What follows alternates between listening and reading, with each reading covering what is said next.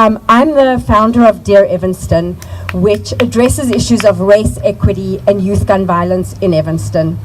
Dear Evanston is almost 3 years old, and it relies on a Facebook page, a website, and activities like this one to tell the stories in our community about leaders, activists, organizations, and events, and to amplify the voices of people who are less often heard. Dear Evanston works to bring our community together to talk and learn, and then to advocate and act. Dear Evanston's focus is hyper-local, because I believe our power to make change lies in getting to know and value and work together with people right around us who are the same as us and who are different than us. The old adage, think globally, act locally. Dear Evanston started as a social media project around youth gun violence in Evanston, and it became clear very quickly that we can't talk about reducing or ending gun violence without recognizing and working to repair its many and varied historical causes. And of course, we can't talk about any kind of gun violence without talking about the gun culture in this country and the overwhelming availability of guns, both legal and illegal, in the Chicago area, and of course right here. To reduce gun violence, we must work from two angles: legislation and community empowerment. We have to get illegal guns off our streets, hold gun dealers accountable, and work for more sensible gun laws. But we must also address the intergenerational trauma of slavery, racism, segregation, and inequity, and the havoc these have wrought that often lead to hopelessness in our young people and to violence, poverty, mental health, lack of employment opportunities, inequity in education, disenfranchisement, drug addiction, the list goes on. In Evanston, there are so many outstanding individuals and organizations working tirelessly every single day to address these issues. Some of them are here today, and please take time to go and look around at what tables are here and talk to the people who are at the tables. And find out how you can get involved. There are many organizations also that aren't here today as well. Please check out dearevanston.org. I have a list on my Facebook page and on my website it's an ongoing list and a growing list of organizations and groups that work on these issues, and you can get involved. First and foremost, I want to acknowledge the City of Evanston's Youth and Young Adult Division and its amazing team of outreach workers led by Kavin, who I think I saw. Oh, stand up. Kevin Brown, and Nathan Norman, who I'm going to have the honor of introducing in a little bit.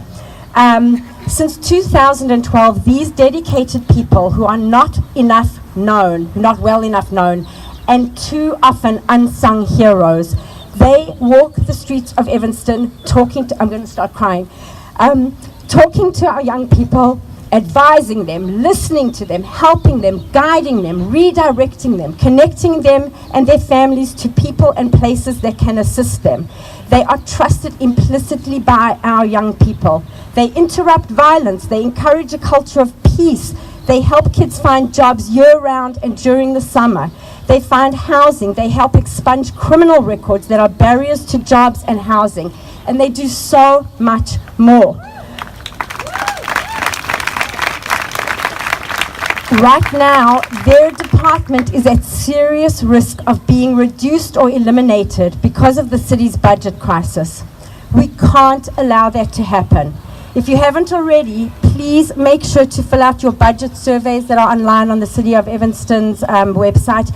Let the city know how much their work is needed and how much you value it. I could rattle off an alphabetical list of all the other organizations in Evanston that are working for equity, for social services support, and to reduce gun violence. But please visit my website and it will connect you to all of these organizations. You can work to reduce gun violence in so many ways, directly or indirectly. You can fight for school equity with Opal. You can empower families with Family Focus and the YMCA. You can support youth by drinking your coffee at Kurt's Cafe. You can learn about Evanston's Black history at Shorefront Legacy Center. You can stop the school to prison pipeline with the Moran Center. You can organize, support, and empower African American families and ideas in Evanston with Evanston Collective.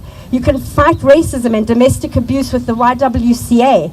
You can learn about restorative justice with Peaceable Cities Evanston. You can come to the EFAM picnic in August. You can support the NAACP. There's something each of us can do in a small way.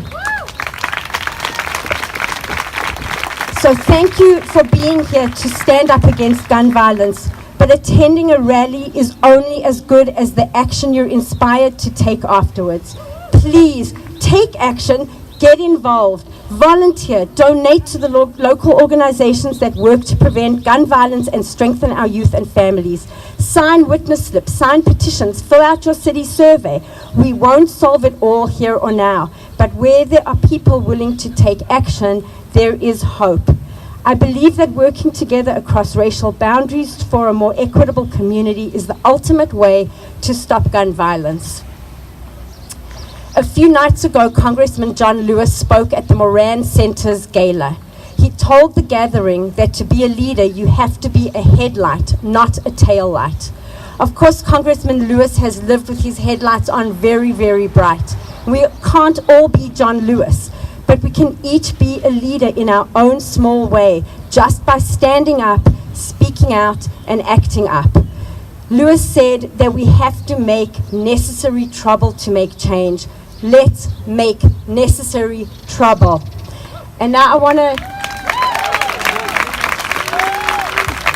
to introduce you to Nathan Norman, who is an amazing guy.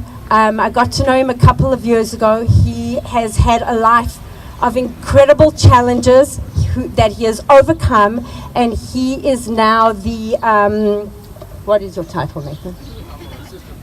Assistant Program Coordinator for the Youth and Young Adult Programs. And I would like to introduce you to him because he is somebody you should know. Thank you very much.